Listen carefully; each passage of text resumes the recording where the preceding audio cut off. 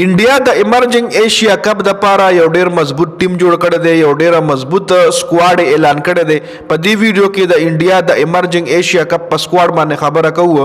او اوس ریسنټلی چې کم ایشیا کپ شو، کم ایشیا کپ کې چې پاکستان او انډیا درې میچونه او درې واړه انډیا وګټل. کم ایشیا کپ چې انډیا وګټل او ټرافي ولا محسن نقوی ورکوله، خو د محسن نقوی د لاس وانه غشتا.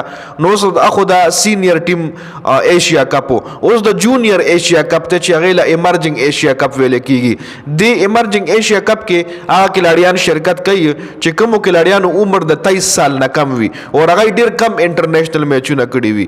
دا غیر پر د خپل کرایټیریا کې خاو دي چې اوس د انډیا کم سکواډ دی. نو په دې ویډیو کې دا هغه پاغه باندې ډیټیل سره خبره کوي. د انډیا او پاکستان پکې په 16 نومبر میچ هم دی. د افغانستان هم سکواډ اناونس شوی دی چې به در سره هم په نیکسٹ ویډیو کې شریک کوم. په دې ویډیو کې موږ د انډیا په سکواډ باندې خبره کوي. انډیا چې کم سکواډ دی آی کې پریانش آریا دی، د آی پی ایل خکې لاړی دی. ویبو سوریاوانشي آی پی ایل کې دوهم لوبي کړي دي او ټولو نه کم عمر چې کم دی، د 14 سال عمر دی. د یادایو تیر کال چې کوم آی پی ایل وای کې د عمر 14 سالو چې د پکې پنجاب کینګ او کمل وبډل واغې سره پکې د یو میچ کې ډېر ښه بیټینګ هم کړو. نهال وډیرا د یو جوړ کې لاړی دی. نامندیر د وایس کیپټن دی. سوریان شید چې کم دی دا بل کې لاړی دی. وکټ کیپر کې وسره جتیش شرما دی او کپتان هم دی. او ابھیشیک پورل چې کم دی دا دوه وسره وکټ کیپر بیټسمنان دي. الراؤنډرانو کې ورسره رمندیپ سنگھ دی چې دا یو ښه بیټسمن دی. هارش دوبه دی. اشوتوش شرما دا ورسره الراؤنډران دي. بالرانو کې ورسره یش ټاکور دی.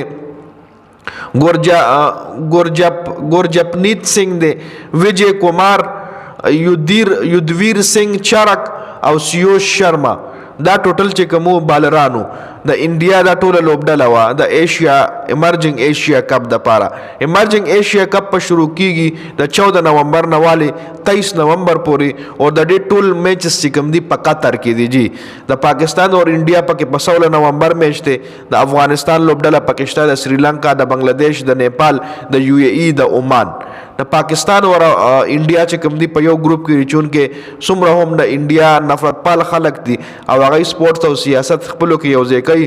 نو یو چې موږ پاکستان سره میچ نه کوو، خو په هر فائنل په هر ټورنامنت کې د پاکستان او انډیا میچ چې پکې نه وي نو هغه ټورنامنت نیمګړی وي. نو ایمرجنګ ایشیا کپ کې به هم د پاکستان او انډیا میچ وي چې دا میچ په 16 نومبر باندې دی. او د دې میچ د پاره د دې ایمرجنګ ایشیا کپ د پاره دا د انډیا مکمل سکواډو کم میچ در سره په دې ویډیو کې ډیسکس کو.